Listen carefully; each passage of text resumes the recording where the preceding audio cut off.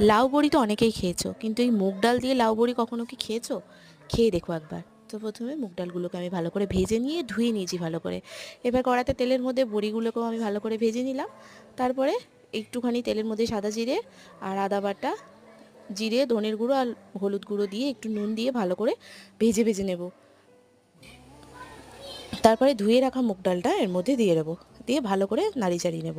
এবার কেটে রাখা লাউটা দিলাম, দিয়ে ভালো করে মিশিয়ে নেব। চাপা দিয়ে দেবো মিডিয়াম আঁচ করে, লাউ থেকে জল ছাড়বে। তারপরে একটু নুন আর একটু হলুদ দিয়ে ভালো করে মিশিয়ে নেব। লাউ থেকে জল ছাড়বে, আবারও চাপা দিয়ে দেবো। জলটা যখন শুকিয়ে আসবে লাউটাও সেদ্ধ হয়ে যাবে। বড়িগুলোকে একটু ভেঙে ভেঙে রেখেছি হাত দিয়ে, দিয়ে দিলাম।